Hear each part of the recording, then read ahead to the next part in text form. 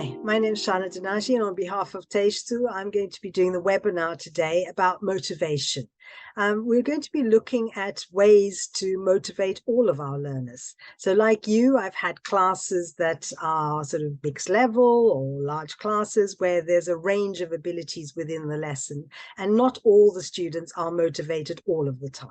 So the idea behind the session is to think about how we can motivate our learners so that most of the activities that we do and most of the materials do reach learners of different abilities and different preferences.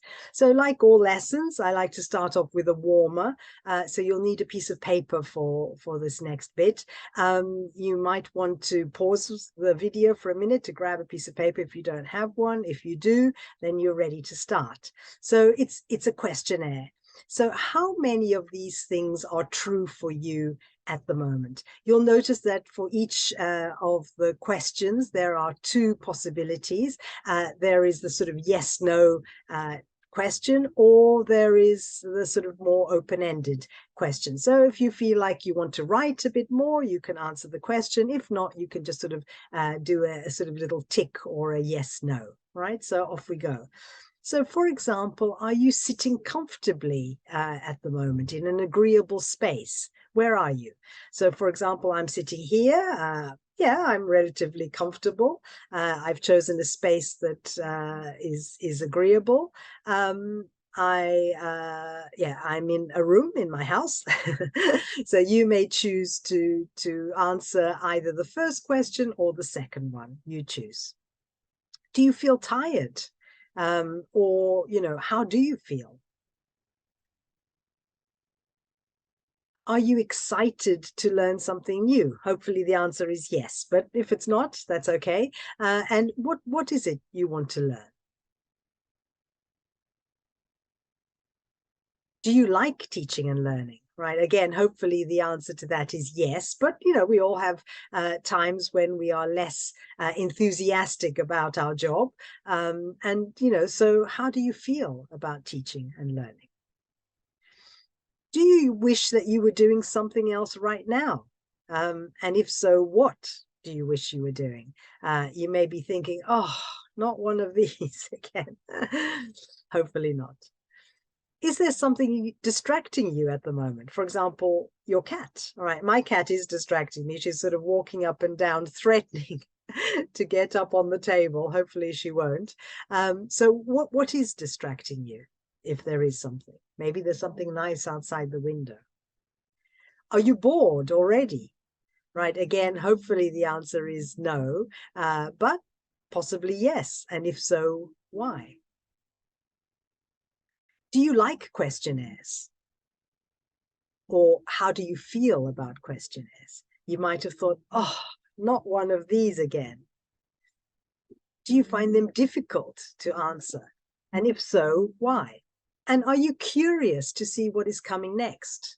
Or what would you like to do next? So just take a moment. Hopefully you've been able to answer these questions, and you have either a list of yes, no's, or some answers. So when I think about motivation, I think about many different things. Presumably you do too. So, when you think motivation, what comes to mind? What are those words that come to mind? I'm going to show you some of the ones that I think about, and you can sort of compare to your own list and see if they are the same. So first of all, I think it's important to have a goal in mind, right? So I'm going to be motivated if I know what it is I want to achieve, right? I think that's really important for our learners as well. I like to have an element of challenge. In order to feel motivated, I want to know that I'm sort of, striving to do something slightly a little bit more difficult than, or a little bit above the level or my level. I don't know, that might be the same for you or not. I do want to have some sort of element of control. So when I go to a lesson or to a session, ultimately it's the person running the session or teaching the lesson that is in control. But I also want to have a little bit of control about what it is that I do. And also, I think really important, some choice. So there's certain things that I feel that I want to do, other things less that I'm not that keen on, and I want to be able to have that choice. That may be the same for you or not. For me, collaboration is really important. So, if I go to a session, to a lesson, I like to work with other people. I like to collaborate. Some of you may think, no, I'd rather work on my own. So this is something that's quite personal. For me, collaboration is important. I want to have a sense of purpose. So I want to know what it is that I'm working towards. And again, that may be the same for you or not. Engagement, I think, is important as well. How do I feel about what it is I'm doing? How engaged am I, right? Am I focused on what is happening? Interest plays a really important part, and I think it may be one of the sort of the top, if we think about it, if we have to sort of prioritize these. How interesting is it? What it is I'm doing. How interested am I in the activity, in the material? A sense of well-being is also really important, right? Do I feel happy in the space? Do I feel like I want to be here?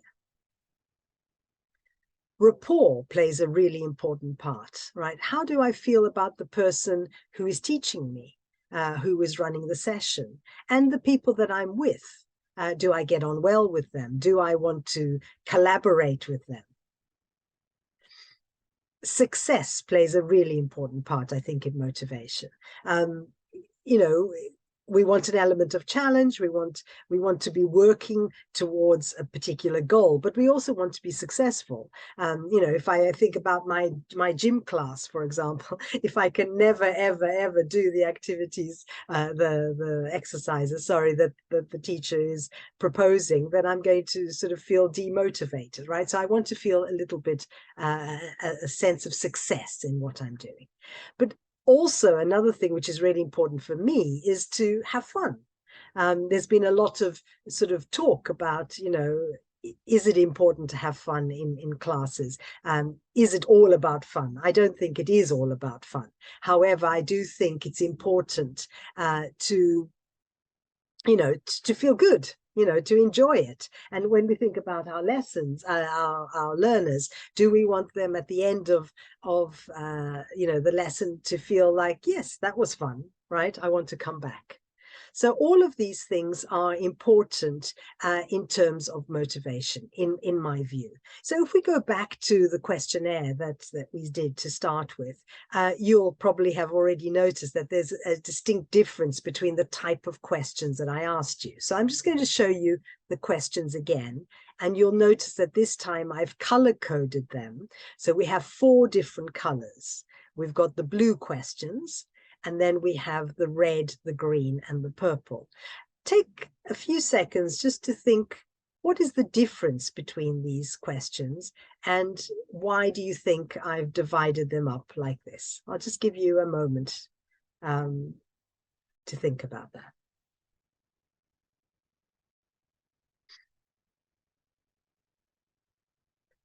All right, I think it's quite obvious that the first set of questions, the red, the green, and the purple, are all sort of closed questions or yes/no questions. So ultimately, they're a little bit easier than the others. The blue questions are open-ended questions, right? So they require sort of more detail in the answer. So when you were choosing to answer the questions, maybe because you were feeling tired or you didn't really want to do it, maybe you went for the easier option of the yes/no. If you felt like you wanted to get it in more detail, maybe you went into the sort of more open-ended questions, right? So ultimately, when we do an activity, we bring with us, all different, how we're feeling that day. Do we want to be challenged or not? So a lot of the elements that I've already discussed in terms of motivation. So we bring that with us to the activity. And in the same way, our students do the same. I gave you that element of choice because some of you may have wanted to have more challenge. Some of you may just have felt, oh, I'm really quite tired. I just want to relax here. I don't want to have to think and write too much. So again, there was an element of choice.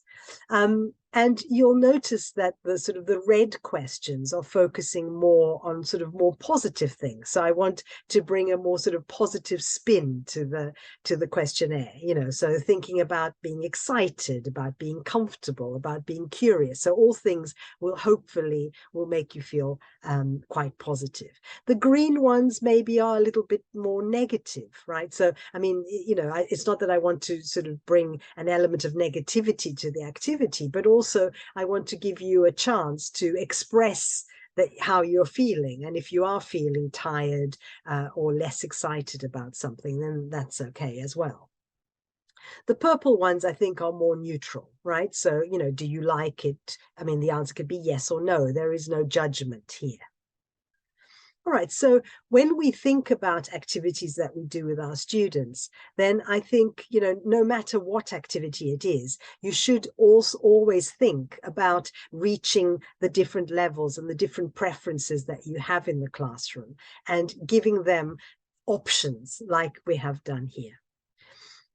So let's look at this in a little bit more detail. So, what are some of the reasons that learners feel motivated? I'm sure you can think of many, and the ones I'm going to sort of talk about are possibly nothing new. So one of the reasons may be that it's a little bit too difficult.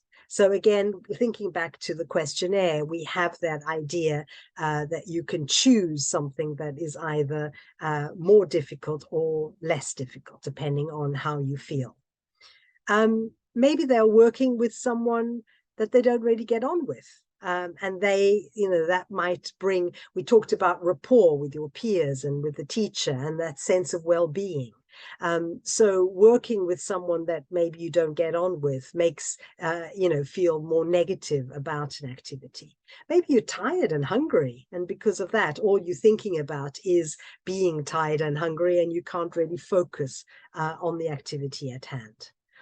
Maybe the activity isn't as interesting as the teacher might think it is, right? And again, then you feel less engaged.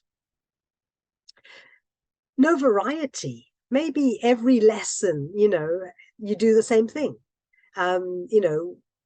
Like you, I have my favorite activities, my favorite games, my favorite things. And maybe, I'm not taking the learner's, interest into consideration when I choose that.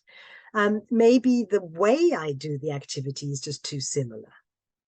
Maybe something bad happened to a learner just before they came into class, and that has affected how they are behaving in the lesson. Not only is it important that learners work with people that they get on with, but also in terms of level. Sometimes we choose to mix the levels when we divide our learners up into pairs or groups. But maybe working with someone who is considerably much better than me, for example, I might feel a little bit demotivated. Or the other way around, if they are weaker, then maybe I just feel I don't want to be that engaged with the activity.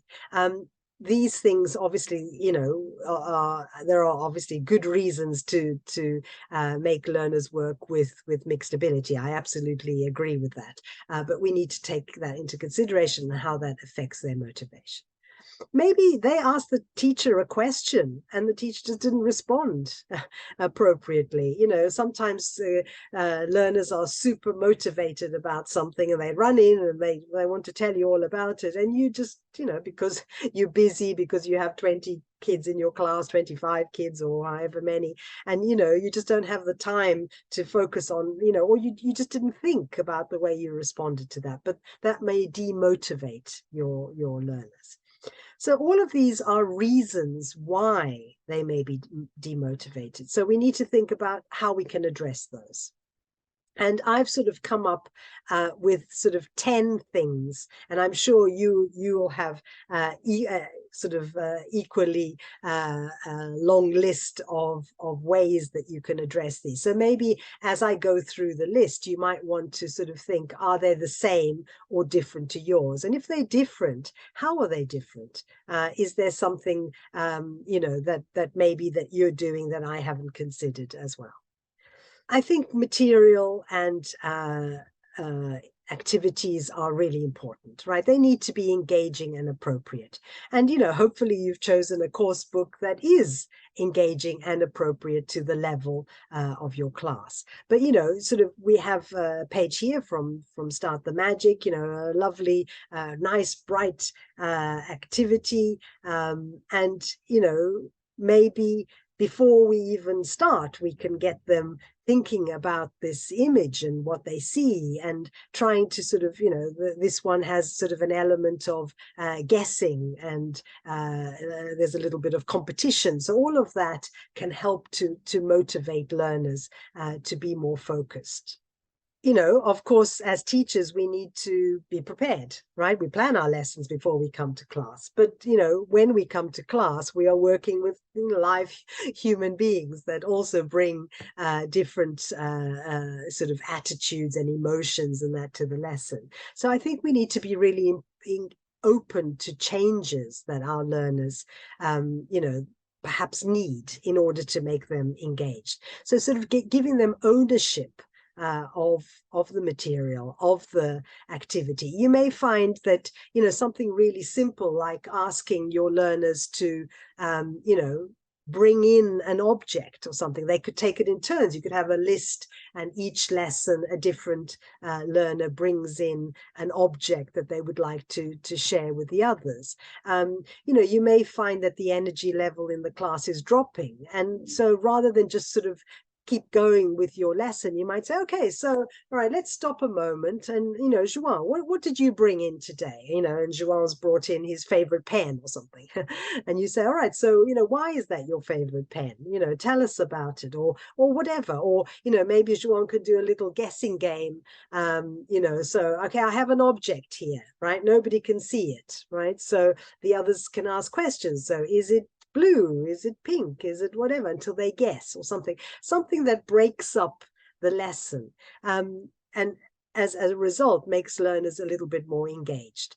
We've spoken a lot, and I mean, I'm sure you've read a lot about stirring and settling. And I think just to sort of show you, our lessons sort of have these highs and lows in terms of energy, right? So when we are planning our lesson, we need to take this into consideration. But sometimes, even though we've planned it, in the actual lesson, we may find that the energy has dropped, and we need to maybe stir them up, or the opposite, right? Because they demotivated, they're starting to misbehave or whatever, and we need to settle them down. So we need to sort of think about how we're going to actually take these sort of highs and lows of energy into consideration, and make sure that we cater for that.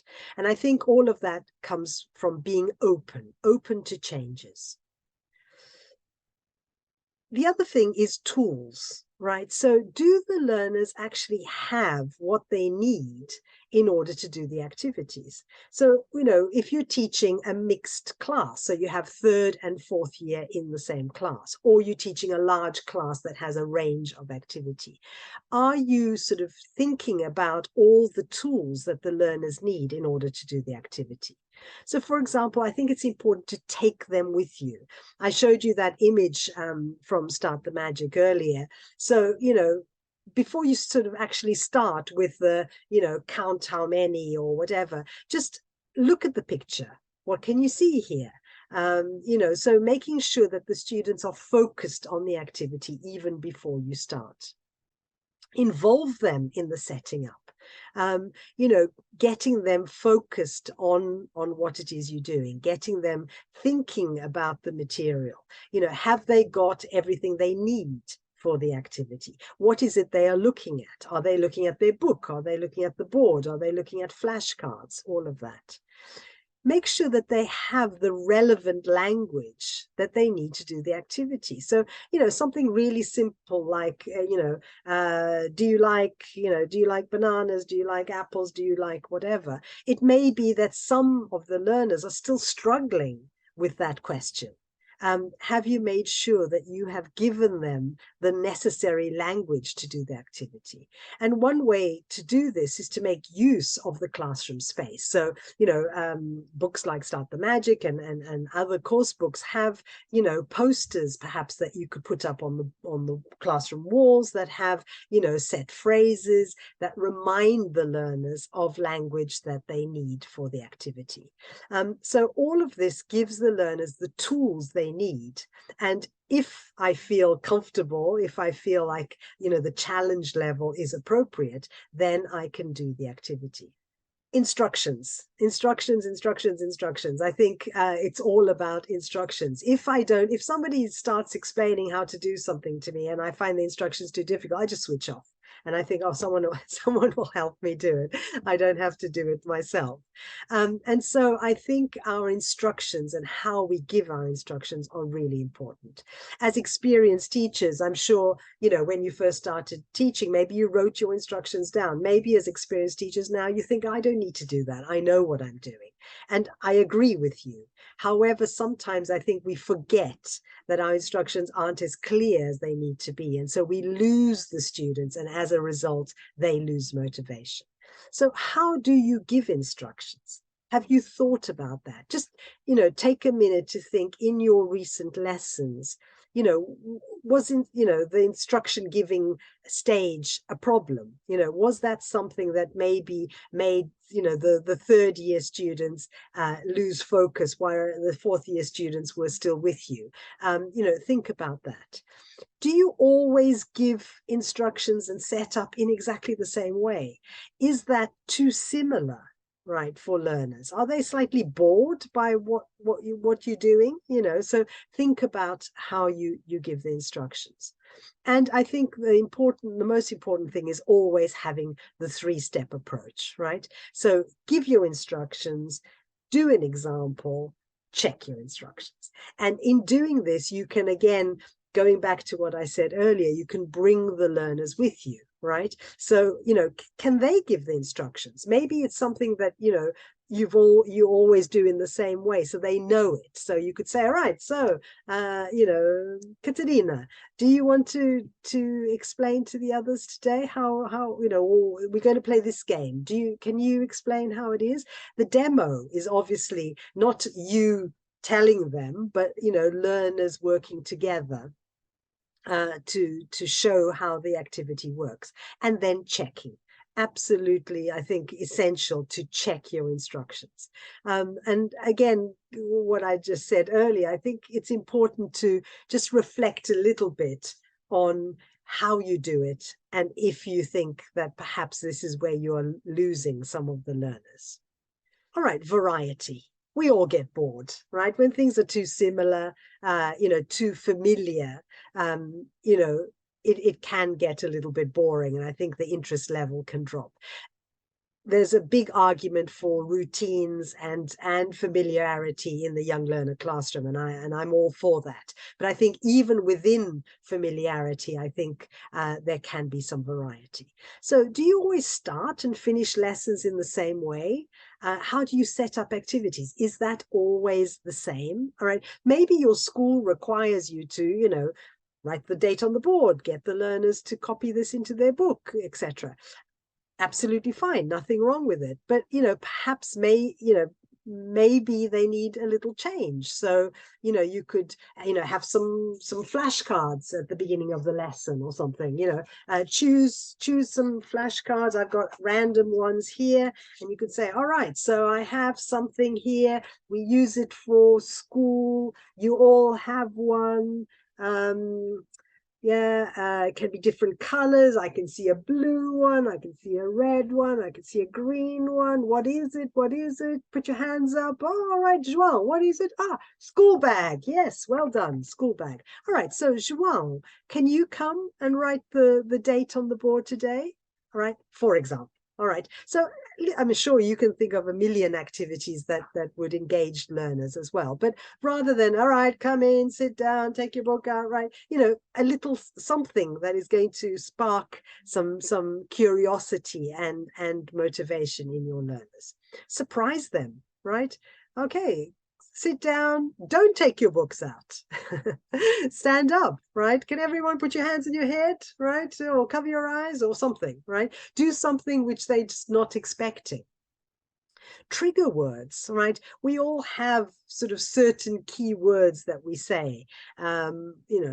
Maybe every time you say, okay, so now we're going to play a game, they all start going crazy. Or the other thing, another example is you say, right, so today we're going to do some reading, and they all go, oh, or whatever, right? So how do you actually set it up? Maybe doing it a little bit differently might motivate them as well. And skills work is something that can potentially be a little bit demotivating for some learners. Listening, if they have difficulty with listening, writing, if you have learners with special educational needs, or maybe dyslexia or something, and they find that whenever they have to do reading or writing, it's a bit of a problem. You need to sort of think about how is it that you can motivate learners to do that. So, maybe the skills work is not always done in the same way. Thinking about reaching different learners, and maybe this time we write full sentences, maybe this time we just circle words, maybe this time we use sort of color coding to recognize words, etc. So thinking about different learners and how you can actually provide some variety in the way you do activities. Now, our learners are all different.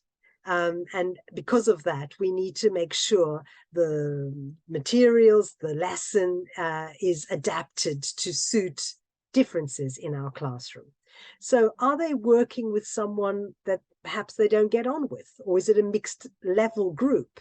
And if so, how can you actually address that?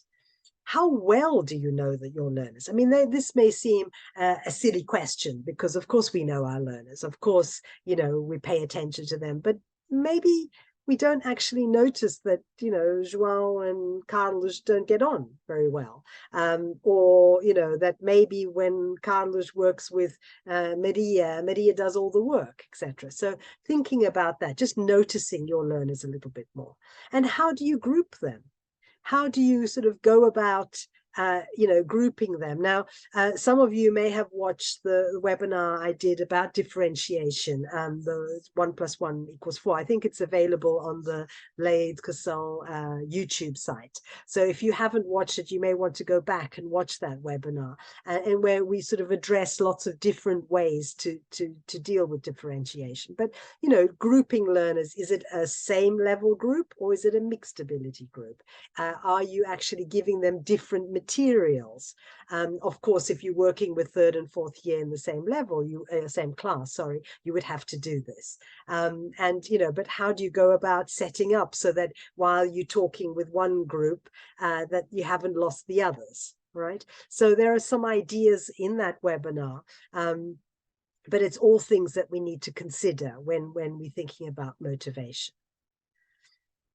Thinking about their own needs and interests, right? So again, we've got a page here from Start the Magic, lots of really nice motivating images, and this will hopefully enthuse all our learners. But there may be some learners that are more enthusiastic about this than other. So maybe again allowing them to contribute more to the class, bringing in do you know what sports they do, what activities they like to do in their spare time, for example? Allowing them to perhaps take it in turns to sort of show and tell, bring something in. Maybe, they're watching something on TV that they'd like to share with you. Maybe reading a book that they'd like to share with the others, etc. Right? So allow them to bring in material that they think is interesting. And as a result, you'll get to know your learners a little bit more, and you'll be able to address current sort of, current trends and their own personal interests. Right, notice what is happening in the class. I mean, it's a tricky business, isn't it? You've got a huge class of students, you're trying to keep these ones busy, you're trying to keep these ones occupied, those over there are misbehaving, etc.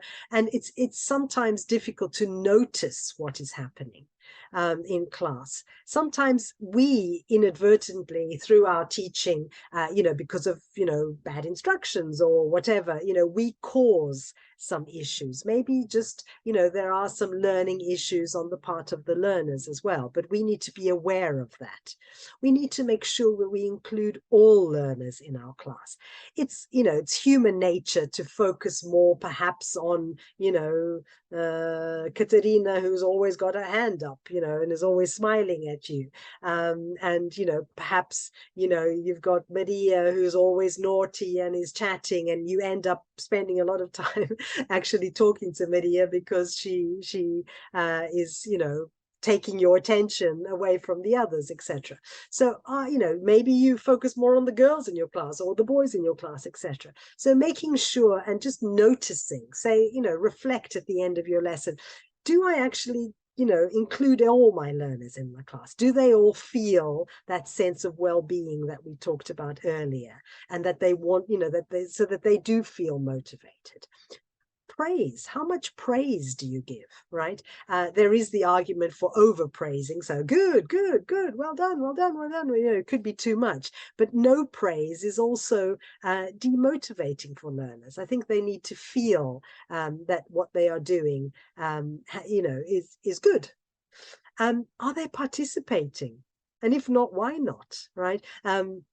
A friend recently told me a story, a lesson she went to observe, and the teacher was teaching the learners, and there was a little boy in the back who looked like he was really engaged. He was looking at his book and really focused, but from the back she could see that in front of his course book he had Harry Potter. So he wasn't really focused at all on the lesson. Are you monitoring? Are you walking around? Are you noticing who is participating and who is not? And if not, why not? Right? Is it that the activity is too difficult? Is it that they're not interested? Is it that they are reading Harry Potter and not paying attention? So all of these things are things that we can do to then actually address the problems that we have in terms of motivation. Are they happy? All right. I mean, there's such a range of emotions, and it's difficult to manage emotions. But, sometimes we go into class and we feel sick or tired or hungry, or, maybe we've had a bad day. So we also sort of need to manage our emotions, and it's difficult for children to do that. So we need to consider external factors.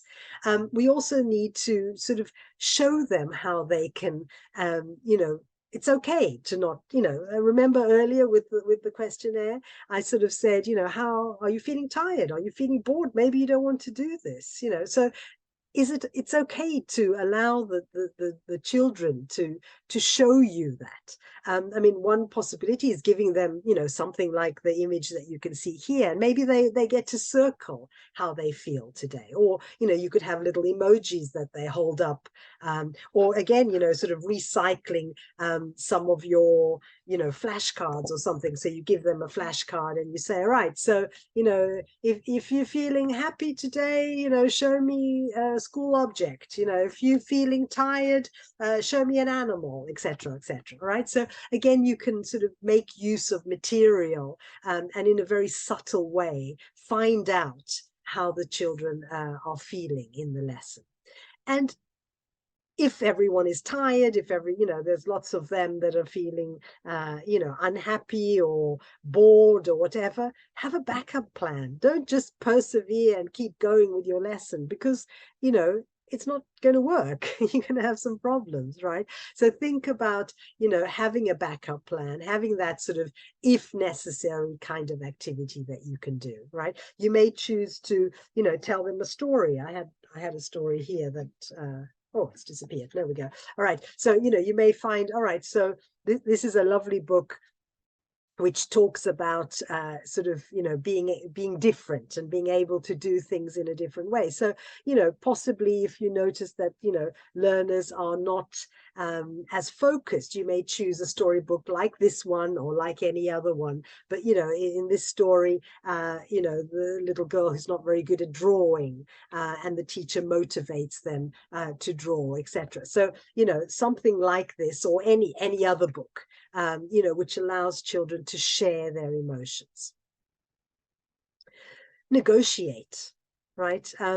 Give them choices. Again, as a teacher, we plan our lesson. We come in and we want to do that. But, maybe today I don't want to do that. If we think back to the questionnaire I did with you earlier, I gave you the illusion of choice. I said, all right, so if you don't want to answer this question, answer that one. But you were still answering a question. You were still doing the questionnaire that I asked you to do, but you had an illusion of choice and to a certain extent, some choice. So you could choose the easier question, the more difficult question. Negotiate. All right, so say to them, all right, so today, we're going to do some speaking, we're going to do a game, we're going to do some reading, etc. What do you want to do first? You're still going to get through your lesson, you're still going to get through the material, but, they've had a chance to actually sort of give some input, and they feel like they've got a little bit of control. If you remember, that was one of my words earlier. All right, so I mean, all of these things are my 10 things, if you like, about sort of how we can motivate learners. And if we think back sort of to the questionnaire that I did earlier, one of the things was, I wanted to motivate you. I wanted to motivate you to think about, why, learners are not or are not motivated in class. So I chose to do it that way. I wanted to engage you. So I wanted you to focus and think about yourself. So, I mean, I think everyone would agree that when we talk about ourselves, when we think about ourselves, we're engaged. So a questionnaire like that helps to do that. I wanted to sort of create expectations for the session. I wanted you to think, okay, what is it that's coming? Is it something I want to learn? Am I excited about learning something new, right? I wanted to grab your attention, right? So, having sort of images, having colors, having things like that helps to grab learners' attention. And I wanted to sort of spark some sort of curiosity and some sort of joy, using a Marie Kondo term, so in an activity. So you want to make sure that learners feel like they want to do an activity and they want to be involved and engaged in what they are doing. All right, so these were my 10 things. I'm just going to show you again on the screen. I'm sure you've probably come up with a very similar list. You may want to compare also to yours. If you haven't already thought about it, you might want to think about 10 things that you feel that you do already, or that you would like to do, maybe some of the from the session, or something else that I've said and it has triggered an idea for motivating your learners, right? You may, if you can't think of 10, you could think of 5, and then maybe think of 5 of the ones that I've come up with that you would like to add to your list. And I wanted to include just a very simple a definition of motivation, which is from Scott Thornberry's A to Z, which I think it's a very simple one, but I think it does sort of include all the important aspects of motivation, right? I've left it here, so when you have access to you could also maybe you might want to keep a copy of this, because I think it's a good definition of motivation. And also he talks about the different factors that are involved, like attitudes, like success, etc., which are things that we've already mentioned.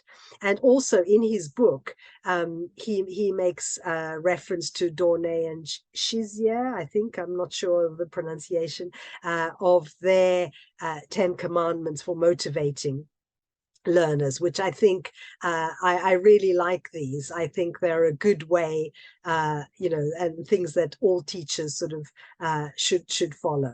I particularly like the first one of setting a personal example. If we're motivated, hopefully they are going to be motivated as well. Right, so all that's left to say is thank you very much. Hopefully, this has sort of sparked some sort of curiosity on your part in terms of reflecting on how you actually deal with motivation in your classroom. And hopefully there'll be one or two or three sort of more practical things that you can actually use with your class. And, you know, most importantly, think about your learners, think about, you know, what is happening, why it is they are motivated or not. And let's hope that, you know, some of the ideas here will help to address those. So thank you very much. Lei Educação.